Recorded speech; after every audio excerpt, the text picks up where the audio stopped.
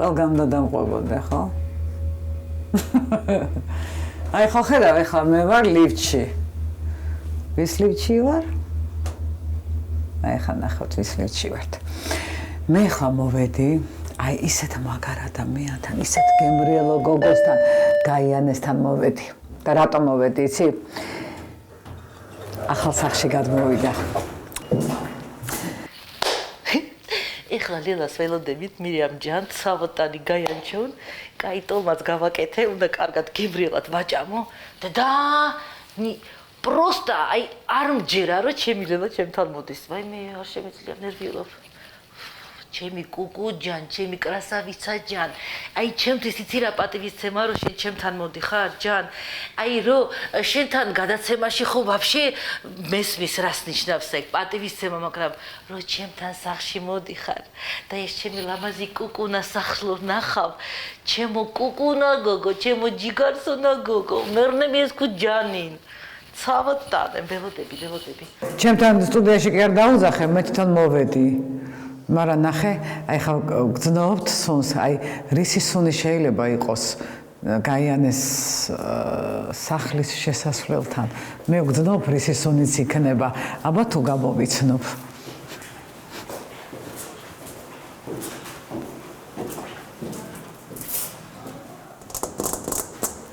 ეკავ გნაცინგ დავით.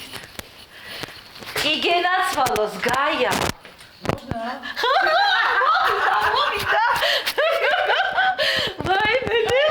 Солнышко ты моё. Захварело. Შენგენაც.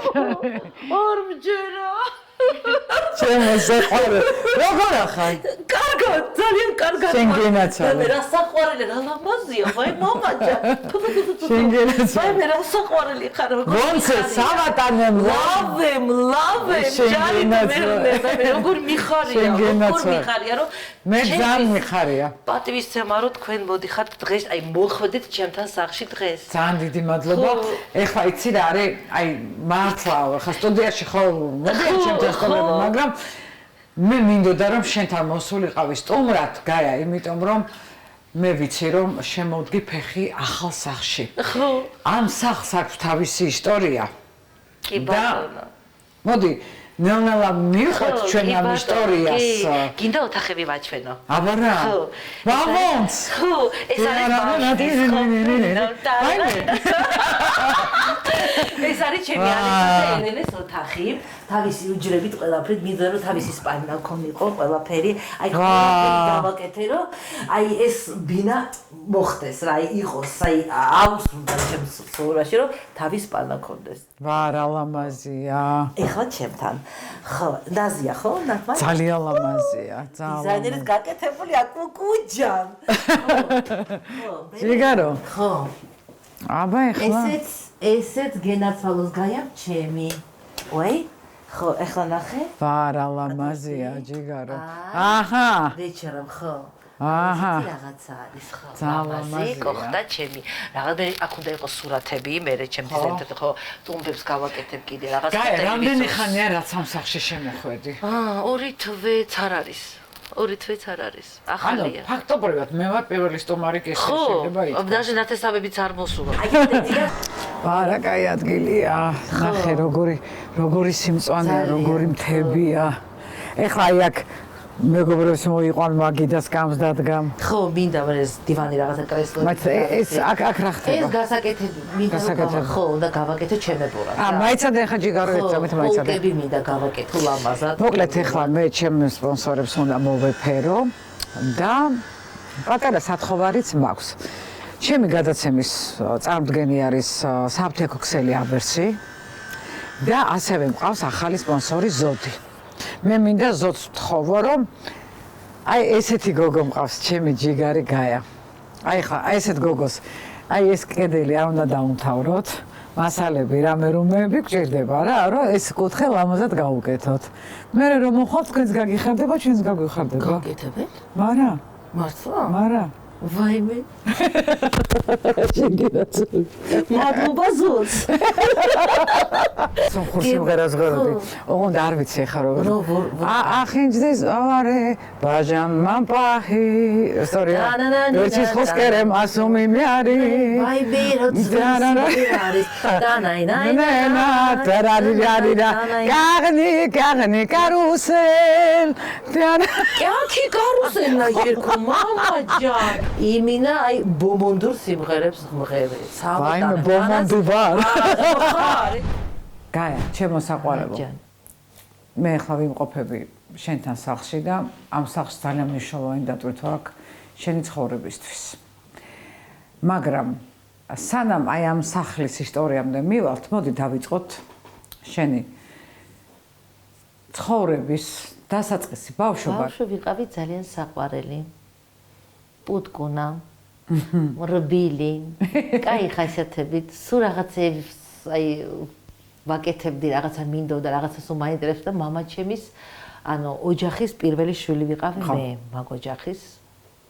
ხო და ძალიან უყვარდი მამა ჩემს, ძალიან უყვარდი. აი განსაკუთრებული რაღაცნაირი სიყვარული ქონდა, რომ პატარობიდან გრძნობდი, რომ მამიკო ჩემი მეგობარია. ძალიან მიყვარდა ხატვა, ეხლაც მიყვარს.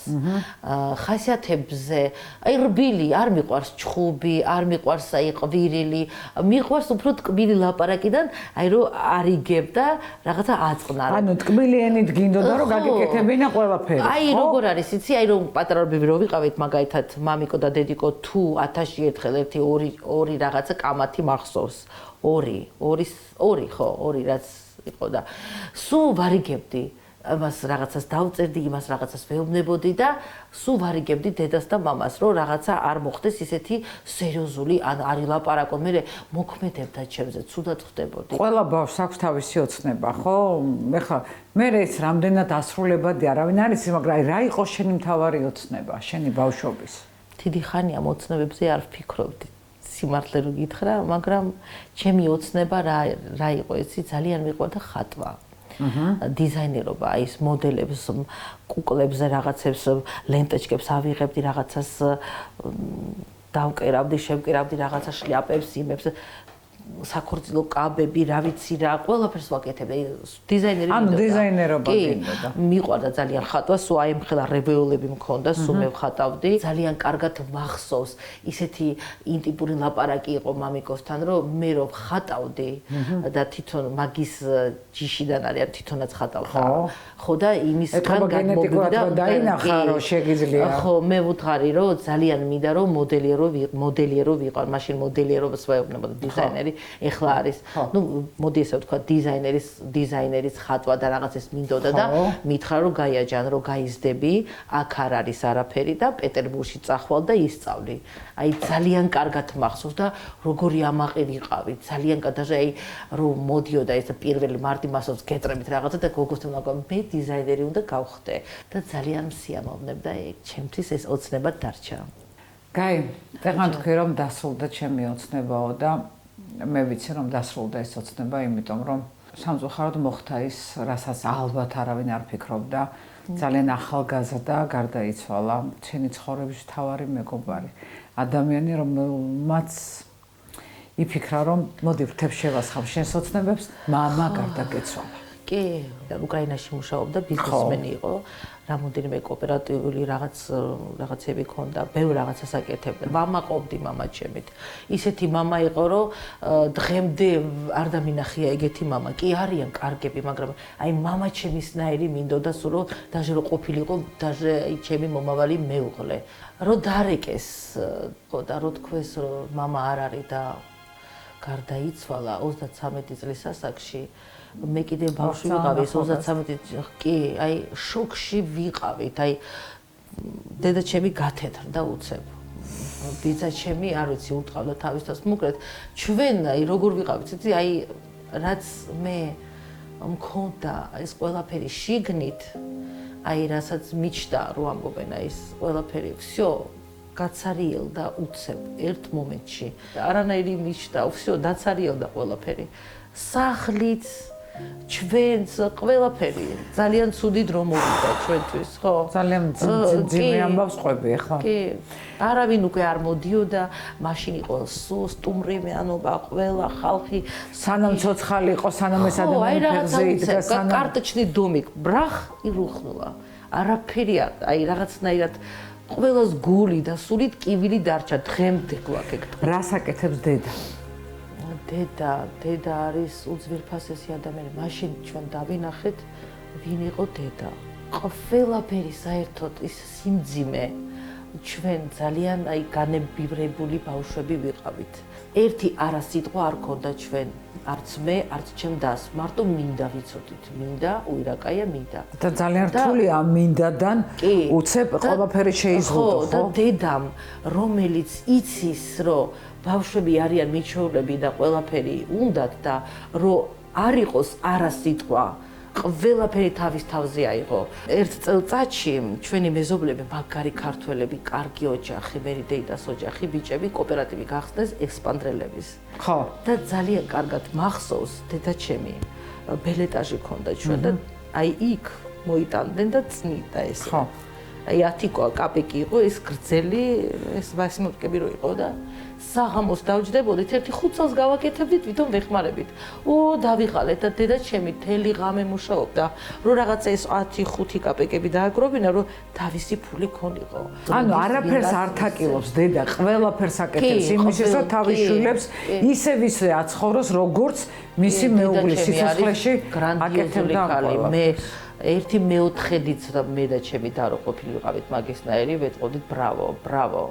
ამასობაში უკვე გახდი 15 წლის, თინეიჯერი გოგო ხარ. კი. და აი ამ შენს ოცნებას არ ღალატობ. დიზაინერობა გინდა ისევ, ასე თუ ისე უკვე გალაღებული ხარ, იმიტომ რომ ასაკია ისეთი, ხო? რაღაცა ბედნიერი ხარ. შენი კლასელის დაბადების დღეზე შეხვდი ადამიანს, რომელმაც გადაწყვიტა, რომ უი, როგორი ლამაზი გოგოა. როგორი მაგარი გოგოა და აი სარძლოდ მშვენიერი, აი გოგოა. აი ახლა ეს მომიყევი. პირველი დაბადების დღე იყო დედაჩემი რო გამიშვა. დოლიძეზე, ჩემი ძმაკაცის დაბადების დღეზე, რომ იქ რო წავედი, იქ თავისი მამიდები, დეიდები მიყვნენ რა, ხო და ნათესაური. მაშინ დავინახა ჩემმა სამომავლო დედამთილმა მაშინ და მოვეწონე ძალიან. და გადაწყვიტა რომ ჩემ ბიძს ვაჩვენებ, აბა მოეწონება თუ არა, მე ვიცი რომ მოეწონება და ჩემი რძალი გახდესო. ერთი რამოდენიმეჯერ მოვიდა სკოლაში, რომელიც არ ველოდებოდი. სკოლის მოსწავლე ხარ? ხო. ყველა ვიყურებ და რაღაცა ხან ვარდებით, რაღაც ერთხელ გავიპარეთ დედასაც არ უთხრა, წავედით ვაკეი პარკში. დაზე ხელის დაჭერაც არ შემეძლო, იმიტომ რომ ნუ რა ვიცი, მაგრამ ვიცოდი რომ უყვარ და მე კიდე მომწონდა რაღაცნაირად ვიყავი ისეთი ეპრანჩები, იმიტომ რომ ასაკი გაქვს ისეთი ბედნიერი ხარ. რაღაცა რასაც მომინდება ის გავიკეთებს, რაღაც ბავშვური სიყვარული იყო ალბათ რა. როგორც პეპელები იყო შიგნით, ესე რაღაცნაირად დავდიოდი, ესე რომ აი მე უყვარ ვარ რაღაც დიდი. გათხოვებას არ აპირებდი გა. არა, გათხოვებას არ ვაპირებდი. იმიტომ რომ მიდიხარ შენი ოცნებისკენ, შენი მიზნებისკენ, რომ გინდა რომ დიზაინერი გამოყვიდე, მაგრამ რა მოხდა?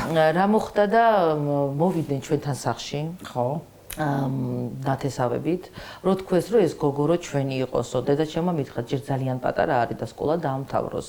კი, ხაი რაღაც ბელკასავით არის, რომ აი ხელი რაღაცას თხოვს. ხო, რაღაცა ნიშანი მოაქვს. ხო, რაღაცა ეს ძივები და რაღაცები, რომელიც ქალური იყოს, არ მომწონდა ეგეთი რაღაცები, ჩეკაპ რაღაცები არ იყო ჩემი, მაგრამ ნუ ხა უცებ დაქალ დამაკალეს რა ესეთ პონჩი ეს ძივები ტრადიცია მაინც თავისაშვებოდა. თავისი ხო და კვირაში ერთხელ მოდიოდა ეს ბიჭი ჩვენთან. ხო, კვირაში ერთხელ.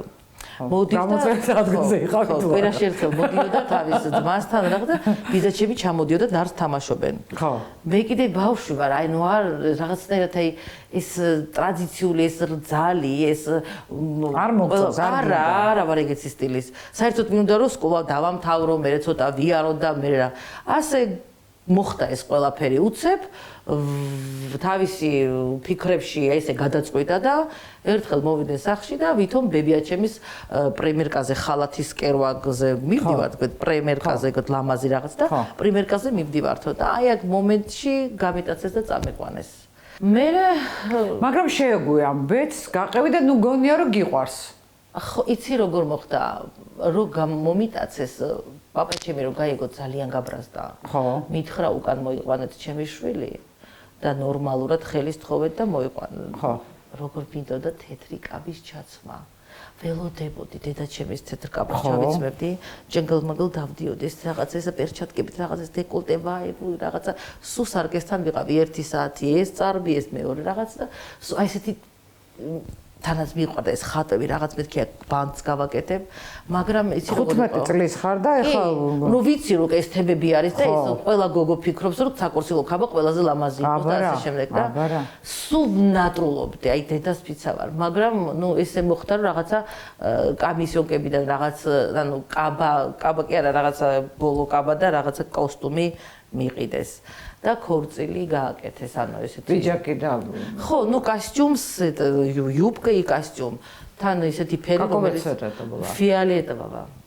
ნუ тогда ჩამაწვეს და ნუ კაია რაღაც უხდება, ხმა რა მოვიღე, იმიტომ რომ უკვე არ მაინტერესობდა, იცი რა, იმიტომ რომ მგონია რომ ბედნიერი ვარ, სულ და რა მნიშვნელობა აქვს რა კაბა მეცნობა. ხო, და ნუ აი რაღაც თეთრი კაბა არისო და არც თქვი მაშინ არ მაინტერესებს რაც იქნება რა. აი თინეიჯერი ბავშვი, რომელიც უცებ ქალი უნდა გახდეს და უცებ უნდა უიფიქროს რომ აი რაღაცა ესე რო არ იყოს, აი ჩხუბი არ იყოს, აი რაღაცა არ. გაია, ჩემო ძირფასო, ესე იგი უარი თქვი შენს ოცნებაზე. კი. შენს პროფესიაზე, თეთრ კაბაზე. მაგრამ ეხლა ამ სიტუაციაში გამშვიდებს რა? გათხოვილი ხარ და გონია რომ გიყვარს. კი. შენი მეუღლე. აი ეს ერთი წელი ხარ ბედნიერი. აი ამ ერთი წლის თავზე იცი როგორ იყო ლელაჯან, რო პატარა ვიყავი, მე ხო არ მესმოდა რომ რას აი სიყვარული და რასაც უნდა გააკეთო და ასე ყველაფერი, მაგრამ თუმცა ჩემი ხასიათიც ხომ მქონდა. როგორ არის იცი, სომხურ ოჯახებში რო ადამიანი რო თხოვდება, წესიერი გოგო, რომელიც წესიერი ტრადიციებს უნდა მიყვებოდეს აუცილებლად. აი რომ ძალიან უნდა იყოს ნორმალური, სპოკოინი, ხმა არ უნდა ამოიღოს და ეს იქნება კარგი. რომ ეს მესმოდა რომ მეც ეგეთი ხასიათები მქონდა რომ მაგის თამაში და რაღაცა არც მჭირდებოდა. უბრალოდ თვითონ აღმოჩნდა რომ მიყვარს, პაჰოდუ არის ძალიან მძიმე ხასიათის დესპოტური ხასიათი ქონდა, ცოტა ესეთი რაღაცნაირი. ეჭვიანიც იყო, კი ბატონო, შემიძლია ვთქვა, იმიტომ რომ აი მესმოდა რომ აი რახან უყვარს, იმიტომ ეჭვიანობს. ვის უთხარი აი პირველი კონფლიქტის სიტუაცია რომ მოხდა, ვის შეშჩივლე? პირველი კონფლიქტის სიტუაცია იყო ძალიან სერიოზული და დედაჩემს მოუყვება. დედა რას გეუბნება? დედა ეუბნებოდა რომ აი იცი რა, მოდი არი ნერვიულე და მოითმინე და იქნებ მე რომ გაიზარდოს შეიცვლება ბიჭი და ეხლა ესეა საჭირო და ასე. სულ მოთმენით იყო. ანუ ყველა ხო მოითმინა, ხო ყველა ხო ითმეს ჩვენთან ოჯახებში და შენს რო კარგი გოგო ხარ, უნდა მოითმინო. მე არავის იმედი არ მქონდა, всё, მორჩა გათავდა. თავარი ჯოჯოხედი იქიდან დაიწყო, როცა ერთად რო ცხოვრობდით, უკვე ბავშვები ცოტა გაზრდილები იყვნენ, რომ ხელი აწია ჩემზე. რომ დამარტყა თავზე დამარტყა სკამი, არც ველოდებოდი. მეორე იყო ეს ფიზიკური. არ ვიცი რა ვთქვი, არ მახსოვს უკვე, ლელაჯან. და ბაც გრძნობ რო აქ უკვე ცხელია. დამარტყა და სისხლი მოდიოდა და გონება კინაღა წამივიდა, ეს სუსველი ვიყავი. ეგ არ წახვალს სამატყოფოში, ვინ დაარტყა რაღაც. ანუ უკვე პოლიციისაც ეშინია, იმიტომ რომ იქ თვითონ არ ეშინია, მაგრამ იცი როგორი თვითონ ვაფშე არაფერს არ ეშინოდა. ეს ვითომ არ ეშინია. დედამისმა ვაიმე ხო და ექიმი იყო მეზობელი. ანუ ფაქტობრივად ყველა შენს წინააღმდეგ არის. იცი როგორ არის, ამ ოჯახში დედამისს ჩხუბი არ იყოს და მაგის მომენტის მერე ვეუბნები, აი წავალ სახლიდან, აი წავალ, რო წახვალ რა. არცოდაც არ წახვალ. ბავშვებს ავიყვან და წავალ. სად წახვალ? ბავშვებსაც არ მოგცემთ, თუ აიღებ ბავშვს და წაიყვავ, всё, მოკლავთ. აი ნერვიულობ, ეხლა რო ვფიქრობ ის დღეები, არ ვიცი. აი ამის მერე რო ვიცოდი, რომ წასასვლელი არსად არა მაქვს. რატომ არ ქონდა წასასვლელი არსად? იმიტომ რომ დედაჩემი გათხოვდა, მამაჩემის მერე 8 წლის მერე. ბიძაჩემა სახლი, ჩვენი სახლი წაგვართვა ვერაზე. ვინა არა მაქვს ფაქტიურად. რაც რეალობაში წასასვლელიც არ საქმე. არა, არსად წასასვლელი არ მაქვს. საწავიდე, უპატრონო ხარო, აი მამა არა ყავს. დედა შენი გათხოვილია.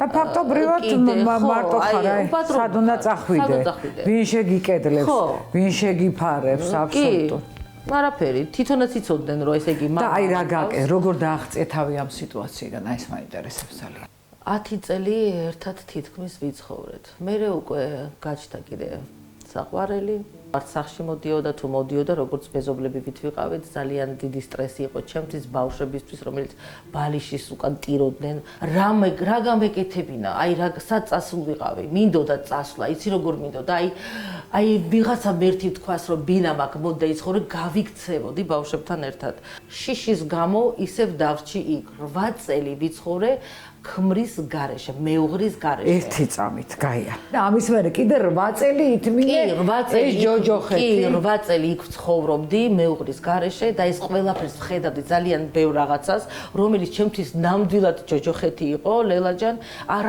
არასდროს არავის არ მithქვია ესეთი რაღაცა. არ ვიცი რატო ეხლა ვეუბნები.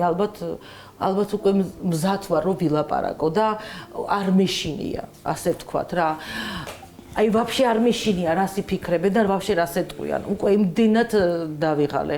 ბავშვებისთვის ისე იქნებ არასასიამოვნო იყოს, მაგრამ იმდენი რაღაცა ვითმინე, რომ უკვე ნერვებიც კი არ მქონდა. უკვე მინდოდა რომ თავის მოკლაც მინდოდა უკვე. აი მე ვიფიქრე რა გავაკეთო, უპატრონო დარჩებიან ბავშვები და მე ეტყვიან აი დედა გიჟი იყო მოკვდა და ბავშვებზე ლაქა დარჩებოდა.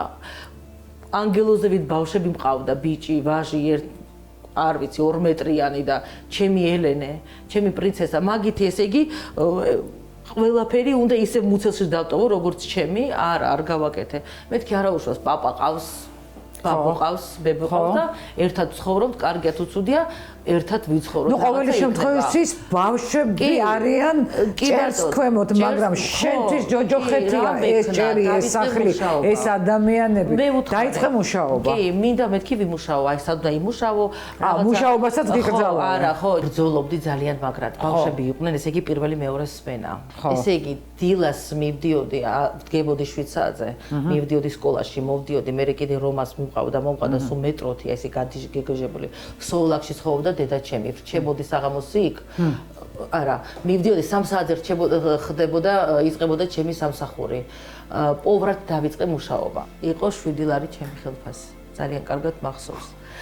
ყველაფერს ვაკეთებდი, რომ აი ჯერ ვალაგებდი რაღაცა ჩემთვის იყო პირველი რაღაც ახალი რაღაც ისეთი თობა რომ ამობენ აბა გაიარე რაღაცა ტესტი როგორ ახარ და რა ხარ ყველაფერი გავიარე დაინახეს რომ ახალგაზრდა გოგოა ნერვიულობს რაღაცა ოჯახის გოგო კარგად იცი გაკეთება საჭმელს მეთქი კი ძალიან კარგად ვიცი ტოლმა იცი ასმე კი ვიცი და ვკანკალებ წადი შედი სანაროში დავიწყე მუშაობა 1 3 4 თვე იქ კარგად ვიმუშავე გემრიელად ოღონდ იცი როგორ იყო 3 საათზე იწყებოდა 12 საათზე დამთავრდებოდა ეს მუშაობა და ღამის 12 საათზე მთავრდებოდა და რო სამგორში არ წასულიყავი მაშინ სამგორში ვაჟდან გადმოვედით იქ ცხოვრობდით იქ დაიწყო ჯოჯოხოთი ხო და მივდიოდი დედაჩემთან სოლაკში ღამე 12 საათზე პირველ საათზე მივდიოდი ვრჩებოდი 7 საათზე ვდგებოდი მივდიოდი სამგორში ისე ბავშვები პირველი მეორე ხო რომ ბავშვებთან სულ კონდეს კონტაქტი არ დამეხმარა ჩემმა დედამთილა მაგაში აი ხო აჭმევს საჭმელს კი აი ამას არ გავაკეთებ ანუ არ უნდოდა რომ მე მუშაობ მაგრამ მე დავიწყე მუშაობა ჩემთვის იყო ძალიან მნიშვნელოვანი რომ მე ვიმუშავებ ჩემ ბავშვებსაც წავიყვან ესეთი აზრი მქონდა რომ ჩემ ბავშვები ჩემთან ერთად იქნებენ მე დილას მაგათ მე თვითონ ვაჭმევ საჭმელს. ჩემთვის ეს იყო ჩემი ტკივილი. ყველაფერს მეთქი გავაკეთებ. ხო. ისე მოხდა რომ ეს სამსახური ჩემთვის დაიკეტა, ანუ დაიხურა ეს ჩემთვის ეს სამსახური და რო სახში ვიჯექი უკვე და უკვე ყველაფერი და მე დედამთილმა თქვა რომ აი დედამთილის ნათესავი კაცი, ძალიან მაგარი კაცი იყო და იცი რა შვილო, სხვა სფეროში იქნებ დაიწყო მუშაობა. მიქნებ წახვიდე გორიც ჩემები სალონი აქვს თავის დამბანად. წარმოიდგინე ახალგაზრდა გოგო თავის დამბანი. არა უშავს მე ვთქი, წავალ, პრობლემა არ არის. ორკაპის გავაკეთებ, ჩემი საქმე მექნება. წავედი, რომ მოდიოდნენ თავის დაბანა ხო არ ვიცოდი. ხო. როგორ მასწავლეს, როგორ ვცდილობდი, როგორ ყველაფერი, ეს ყველაფერი გავიარე. და უკვე ჩემი ფული მქონდა, ჩემი ჩაიროები მქონდა, ვიყავი როგორც ზოლოშკა. გაიაჯან, სიგარეტს მიყიდი, კი გენაცვალე. გაიაჯან, სოქს მწვენს იყიდი, კი გენაცვალე. თავიდან ბანა ეს მომიტანა, ყველაფერს ვაკეთებდი. ყველაფერს ვაკეთებდი. არაფერს არ თაკირავ, ყველაფერს აკეთებ აბსოლუტურად. და ხალხი, რომელიც მოდიოდნენ კლიენტები, ჩვენი სტუმრები, ისე უყვარდი მაგათ, ისე უყვარდი, რომ აი არ შეიძლებოდა, რომ აი რაღაცა ტკბილი სიტყვა არ თქვან, ამ პატივისცემა არ იყოს. ყველასთან მეგობრულად ვიყავი. ელენე გაუშვი დაბადების დღეზე, კარგად მახსოვს ეკედაპი პირველად და წავიდა და რომ მოვიდა, ემოციებით იყო ბავშვი და დაიწყო მოყოლა. მე კიდე სამსახურიდან დაღლილი მოვედი სახლში. და ერთ ოთახში ორ ოთახიანი იყო ჩვენი, ორ ოთახიანი მაძლის ცოლი იყო და მაძლი ხო.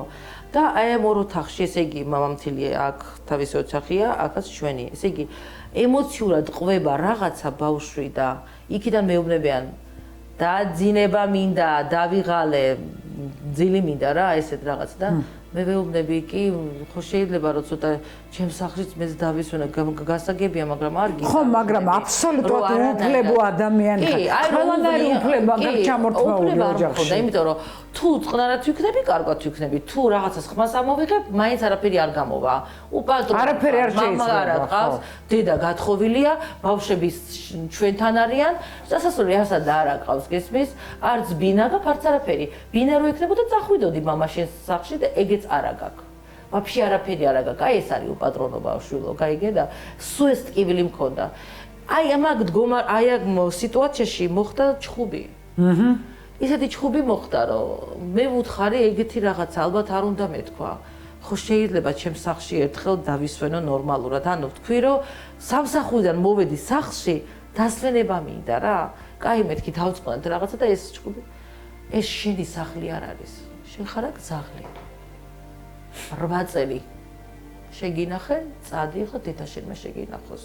აი რო თქვა ძაღლი, აი მაგ მომენტში თქვი, გაია, სად არის შენი თავ მოყვაურება? რამდენი წელი უთმინე? ყველაფერი ჩაყლაპე, ყველაფერი თქვი რომ ხო, როგორც გიდათ ისე იყოს.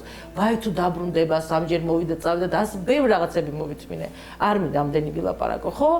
უკვე ისედაც ვილაპარაკობ ჩემ ტკივილს, ჩემ შინაგანს და всё არ მინდა, მივდივარ სახლიდან. დილა სავდექი და მეთქი ელენე რომა მივდივართ. ჩხუბი, რა ვიცი, ბავშვები პოუზე არ უნდათ წასვლა, იმიტომ რომ შეშინებული კონდათ, რომ დედაშენი წავა სამსახურში. თქვენ მთელი დღე სახლში იქნებით, არც არავინ გაგირეცხავს, არც არავინ გაჭმევს, არაფერი ჭუჭყერები იქნებით უპატრონო, არც სახლი, არც კარი, ვიღაცას იმედად, ხო. არ გამიშვეს ბავშვები.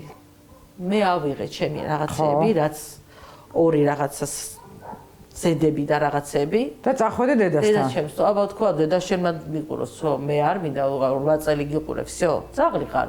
აი აქ არის შენი ადგილი. აი ეს ბავშვები დატოვე სახლში. არ გამიშვეს. ხო, მაგრამ ალბათ ავდექი წყნარად, დავიღე ჩემ დასასწრელი და გავედი დედაჩემთან. და იქიდან დაიწყო ჩემი სხვა ეტაპის ცხოვრება, ბავშვების გარეშე. რო ყოველ დილას დგები, რაღაცას აკეთებ და ასე შემდეგ, თუმცა უკვე იმდენად ბავშვები შიშინებულები იყვნენ, რომ ჩხუბი რო არ მოხდეს, უკვე აი გაზომბირებულები იყვნენ. ალბათ თქვენს რომ დედა წავიდა, კი არ გაუშვეს სახლიდან, აი წავიდა, ეგ მომენტი ძალიან სერიოზულია ჩემთვის. ყველამ კარგად გაიგოს, რომ მე ჩემი ფეხით არ წასულვარ. ეს კი, რო იუბნები რომ წადი ეს შენი სახლი არ არის და შენ ხარ ძაღლი, უნდა წახვიდე, აბა რა უნდა ქნა? ისევ უნდა უფრო ტრიაპკაცა გახდე, საერთოდ ძაღლის გავხდე, ტრიაპკაც გავხდე. ჩემი ბავშვები წამართვეს, ჩემი შვილები ფაქტიურად წამართვეს, ლელა. ყველაფერი გავიარე და უფრო მაგარი ვარ. ის რაც ეტაპები მიცნობენ, უფრო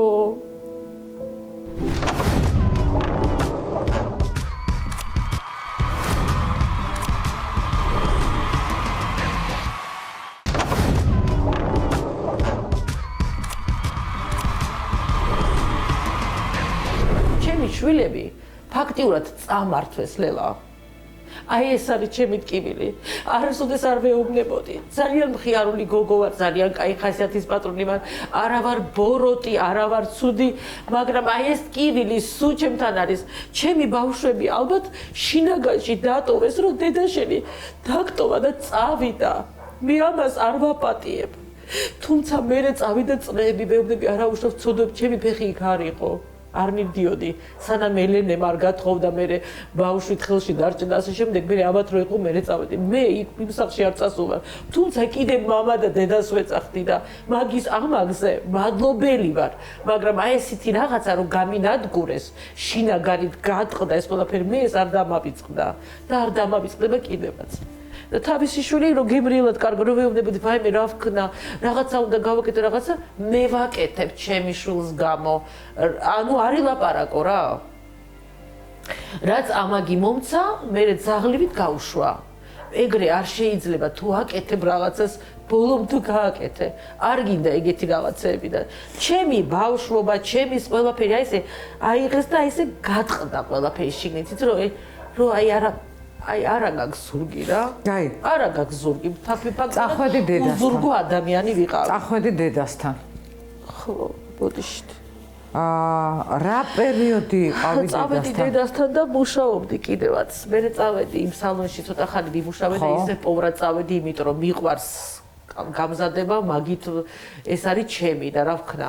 რაც ვისწავლე. ხო. დავიწყე მუშაობა, რესტორნებში მუშაობდი, როცა ვისვენებდი კვირაში ერთხელ ჩემს შვილებს ნახულობდი. კი ბატონო. ხო. იმიტომ რომ მე მუშაობდი, ისევ ჩემს შვილებს ვაჭმევდი და ვიხმარებოდი. დედასთან ვიყავი 3 წელი. ხან დედასთან, ხან ჩემ დასთან, სულ ცელოფნებით ვიყავი. რას ნიშნავს ცელოფნებით? ანუ ავიღებ ცელოფან პარკს, წავალ დღეს ჩემ დასთან, ერთი კვირა ეგ დავრჩები, მე ისე ვიქცავალ და აი ასე სულ ვიყავი წლები. უკვე არ მახსოვს რამდენი წელი, ძალიან ბევრი წელი უბინაოთ ვიყავი, ძალიან ბევრი წელი. მე აღმოჩნდა ესეთი რაღაც სამსახური, რომ ბელორუსიაში უნდა წასულიყავი. ანუ ძალიან ბევრი რესტორნში ვიმუშავე, კაი სტაჟი, ყველაფერი კაი ხელფასი, კაი სახელი, კაი პატივი და ასე შემდეგ. და ნელ-ნელა დაიწყე ფულის გროვებაც, მე როგორც ვიცი. კი, როცა წავედი ბელორუსიაში, კაი ხელფასი მქონდა, ყველაფერი შეფოვრად მუშაობდი. 4 წელი იქ ვიმუშავე. ეს 4 წელი, რასაც ვაგროვებდი, ჩემს შვილებს ვაგზავნიდი. ჩემი ბიჭი ცოლი მოიყვანა და ამ ყველაფერს ვაკეთებდი მე. ანუ შენ აიღე, შენი თვითონ აბა ვინ გააკეთებდა? თვითონ რო ეტყობა, არაფერი აღარ აქვს. ანუ აქვს, მაგრამ თუ აკეთებდა, ის დენს აკეთებდა, რომ თუ აიხმარებოდა ეს ვაფშე არ. შემოძვირფას, რამდენი წელი იცხოვრე ესე შვილების გარეშე?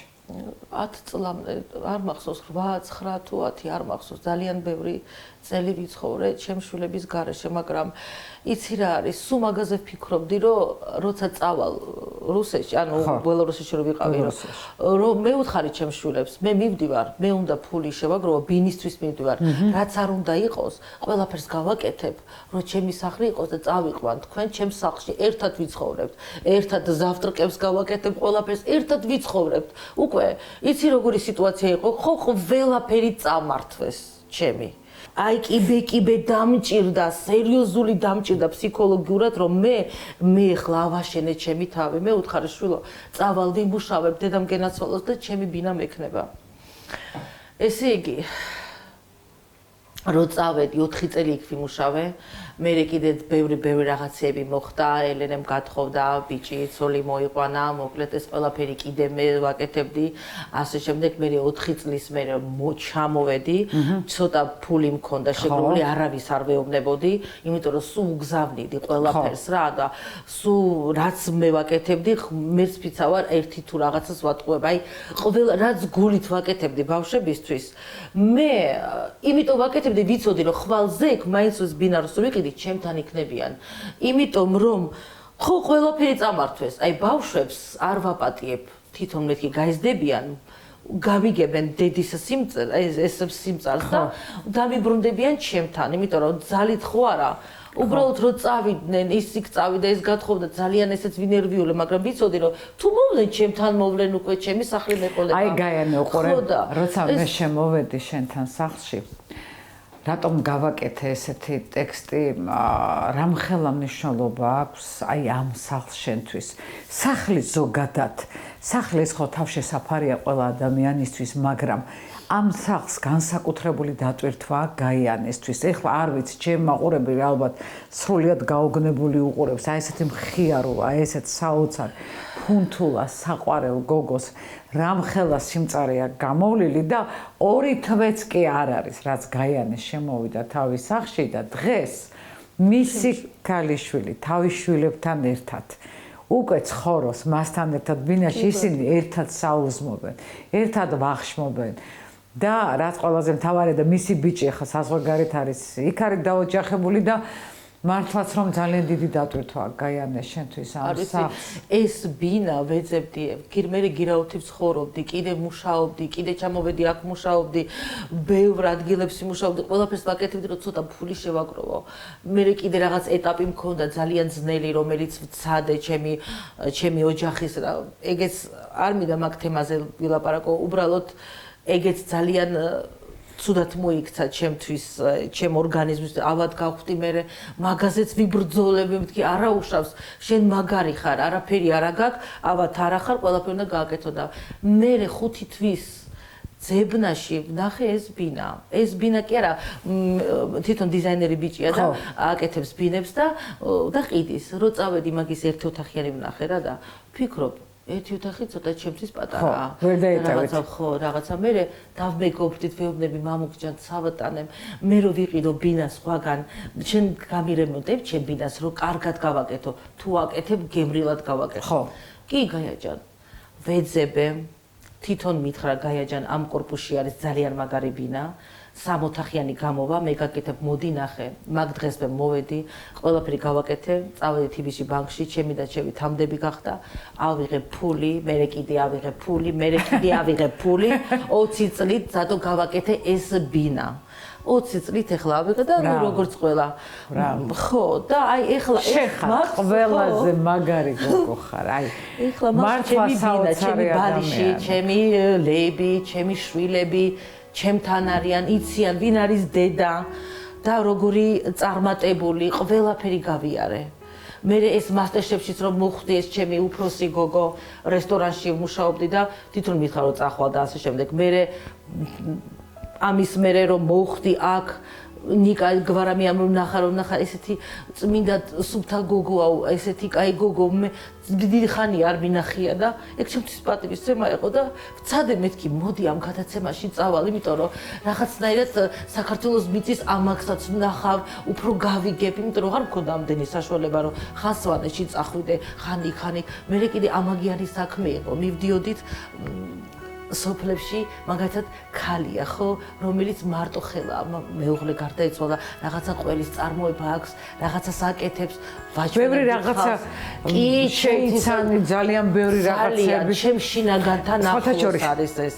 მე როცა შემოვედი შენთან სახლში და საძინებელში შემიყვანე, ესე მითხარი რომ მე ესეთი ძალიან ლამაზიო ღამის პერანგი პენუარი შეიძლება ესე ითქვას, მინდაო, იმიტომ რომ წლები არ მცმიაო, იმიტომ რომ სხვის სახლებში რო ცხოვრობდიო, ესე აი პარკებით რო დადიოდი წინ და უკან სულო დაფარულს, ანუ რამე ზედმეტად არ გამომიჩნდესო. კი ბატონო, რაც არ უნდა კარგად იყოს, კარგად იყვნენ ჩემთან, ჩემი მაგრამ მე ესე არ მესმის ჩემო ძირფასო და ამის დროც მოვიდა შენ ცხოვრებაში, ხო იცი ობლის კვერი სხვა და გვიან გამოცხაო და მე გილოცავ აი ამ თეთრ ძალიან ლამაზ სახლს, შენსავი თეთრს და სუფთა სახლს. და აი ამ ახალ ფურცელს შენი ცხოვრების ის რომ დღეს შენი შვილი შენთან არის, შვილიშვილებთან ერთად. და ჩემი შვილი რომ ჩამოვა, ჩემთან ჩამოვა, ჩემ სახლში ჩამოვა. ეგ არის ძალიან კაი. ესა ძალიან მაგარი. აი ხო ხედავ, აი ცხოვრება ძალიან უცნაური არის. ძალიან სირთულეები არის. მართლა ძალიან მძიმე მოსასმენი იყო ეს ყველაფერი რაც მოვისმინეთ, მაგრამ მე მთელი სული და გულით მართლა თანაზიარი ვარ აი ამ არავისთვის არ მომიყოლია. არავისთვის არ მომიყოლია. ეხლა მე არ ვიცი, ალბათ მზად ვიყავი, მაგრამ просто ბოდიშით მიცრემლებისთვის, იმიტომ რომ ემოციური ვარ ძალიან. მაგრამ მე ეს გავაკეთე. ყველაფერი გავაკეთე. ყველაფერი გავიარე და უფრო მაგარი ვარ. ის რაც ეტაპები მიცნობენ, უფრო ხო, უფრო კიდასავით გავხდი რაღაც უფრო მაგარი ვარ. არავინ არაფერს არ გამიკეთებს უკვე სულს. ხელები და ხო. ჩემო საყვარელო, შენ ხარ საოცარი ადამიანი. ხოდა ეხლა გაია, შენი ფუნთულა ხელებით, შენი გემრიელი ტოლმა უნდა დამაგემო. კი, აუცილებლად. ხო. ჩემო საყვარელო. მაგრამ მომიჯერდა წავიყვან. შენ ტოლმაზე წავიყვან. ჩემო საყვარელო, ჩემო ძალიან მაგარი. არა, მართლა ანტიკვარი ხარ, აბა საოცარი ადამიანი ხარ და მე გილოცავ, აი ამ გამარჯვებას გილოცავ, შენ ხარ საოცარი ადამიანი, შენ ხარ იცი ახალთა შორის აი ყველა გადაცემაში სულ ვამბობ ხოლმე და მე მართლა მაქვს ამის საბაბი, რომ თქვა ის სიტყვები კონკრეტულად იმ ადამიანზე, ვინც ჩემი სტუმარია და მე ჩემ თავს ვაძლევ იმის უფლებას, რომ ჩვენ უნდა ვიბრძოლოთ, ჩვენ უნდა შევდგეთ, ჩვენ უნდა დავძლიოთ ეს სიმძიმეები, იმიტომ რომ ცხოვრება ერთხელ არის და თუ ამის საშუალება არის, გაია. ჩვენ ყველაფერი და გავაკეთეთ. კი, აუცილებლად. არავინ არ უნდა დაძდეს და ვაი თქვას, წინ მიდით. გოგოებიც ვისაც რო იცოდნენ, რომ არა აუშავს, რაც სიმძიმეა, მე უფრო მაგარი ხდები, რაღაცა შანსებია და აი ამ შანსებით მივიხარ წინ და აუცილებლად და დადგები და ვაის გააკეთე და რა ვქნა, ეგრე არ წავა. რაც გინდა ის გააკეთე. და გაიასავით, ლამაზ თეთრ სახლში იცხოვრეთ. თქვენ საყვარელ ადამიანებთან ერთად.